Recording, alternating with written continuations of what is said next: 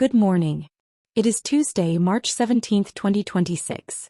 This is your deep dive daily briefing. I am your anchor, Cora, delivering a comprehensive analysis of the pivotal events that have defined the last 24 hours. We begin our broadcast on the world stage, where the strategic landscape of the Middle East remains in a state of extreme volatility.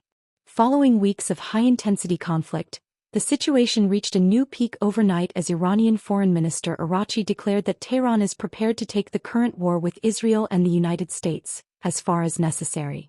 This defiance comes amid reports of a series of targeted strikes in Baghdad that resulted in the death of a senior security commander from Kataib Hezbollah, a major blow to the regional militia network.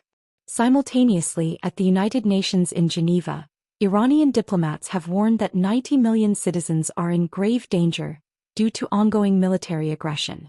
While Israel's envoy to India suggested that a diplomatic exit remains possible if Tehran changes course, the reality on the ground is far more kinetic.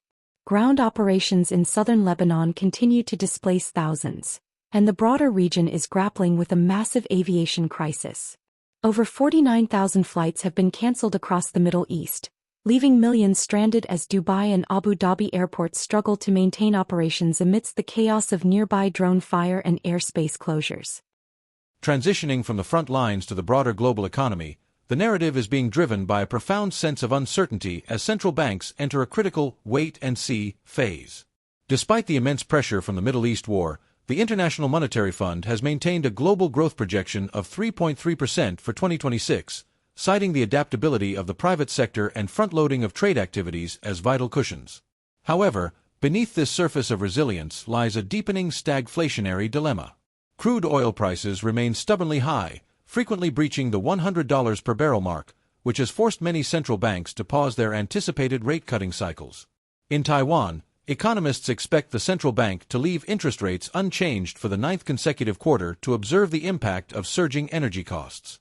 This cautious stance is mirrored in Australia, where the Reserve Bank today raised its cash rate to 4.1% to cool an economy that remains very hot, despite the mounting geopolitical headwinds. In the realm of finance, all eyes are on Washington as the Federal Open Market Committee begins its two-day policy meeting today. Market participants are bracing for a hawkish hold, with the federal funds rate expected to remain in the 3.5% to 3.75% range. This meeting is particularly significant as it represents one of the final acts of Jerome Powell's tenure as chair before he concludes his term in May. Investors are focused on the updated summary of economic projections, seeking a definitive guide on how the Fed intends to navigate the dual pressures of stalling U.S. GDP growth, which slowed to just 0.7% late last year, and the renewed inflationary fire fueled by the energy crisis. On Wall Street, the mood remains one of patient observation, as traders have dramatically dialed back their expectations for the year, with many now pricing in only a single rate cut, likely not until September. Turning our attention to the technology sector, the focus has shifted to San Jose, California, where NVIDIA's annual GTC 2026 conference has entered its second day of landmark announcements.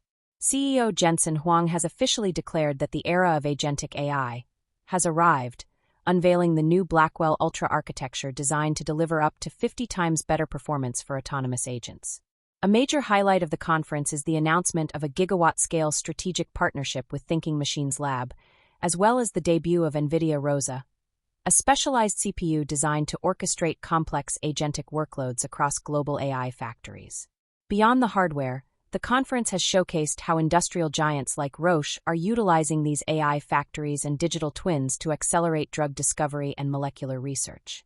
This massive build-out of AI infrastructure is occurring even as the industry faces a looming power challenge, with hyperscalers racing to secure the energy required to sustain these next-generation models.